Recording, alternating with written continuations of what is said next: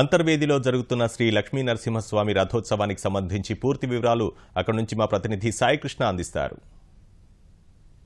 వినోద్, అంతర్వేది లక్ష్మీ నరసింహస్వామి రథోత్సవం కన్నుల పండుగ ప్రారంభమవుతుంది. ఇప్పటికే ఈ రథోత్సవం తిలకించేందుకు భక్తకోటి అంతర్వేదికి విశేష సంఖ్యలో తరలివచ్చారు.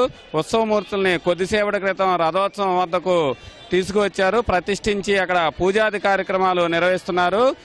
కళ్యాణ ఉత్సవాల్లో భాగంగా లక్ష్మీ నరసింహస్వామి కళ్యాణం సోమవారం అర్ధరాత్రి కన్నుల పండుగగా నిర్వహించారు. ఆ కళ్యాణ వైభోగాన్ని లక్షల సంఖ్యలో భక్తులు తిలకించి తరించారు. అలాగే ఈ ఉదయం సముద్ర స్నానాలు, మాఘశుద్ధ ఏకాదశి రోజున సముద్ర స్నానాలు సాగర తీరంలో చేయటం విశేష పుణ్యఫలమని, ఇక్కడ అలాగే అంతర్వేదిలో లక్ష్మీ నరసింహస్వామిని కళ్యాణం తిలకించిన తర్వాత సముద్రంలో స్నానాలు, పుణ్యస్నానాలు ఆచరించడం అనాదిగా వస్తోంది. విశేష సంఖ్యలో కిక్కిరిసిన భక్తజన సంద్రంగా మారి ఈ అంతర్వేది తీరంలో భక్తులు పుణ్యస్నానాలు ఆచరించారు. ఉదయం నుంచి కూడా అధిక సంఖ్యలో స్వామివారిని దర్శనం చేసుకుంటున్నారు.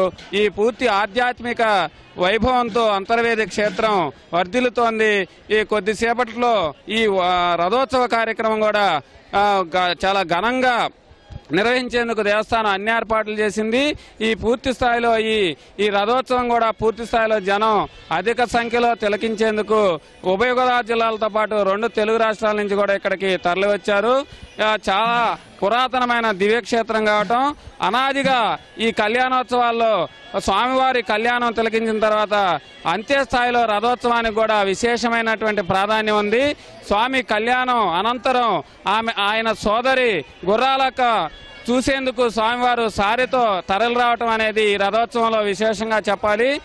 ఇదే అంతర్వేదిలో నెలకొన్న గుర్రాలక్కమ్మ గుడి వద్దకు రథోత్సవం నిర్వహించి ఆ తర్వాత తిరిగి దేవస్థానం వద్దకు దేవదేవుని శ్రీదేవి భూదేవి సమేతంగా నరసింహస్వామి తిరిగి దేవస్థానం వద్దకు రావడంతో ఈ రథోత్సవం ముగుస్తుంది. అలాగే ఇంకా మిగతా రోజులు ఈ నెల 11వ తేదీ వరకు కూడా లక్ష్మీ నరసింహస్వామి కళ్యాణోత్సవాలు పూర్తి స్థాయిలో ముగియనున్నాయి.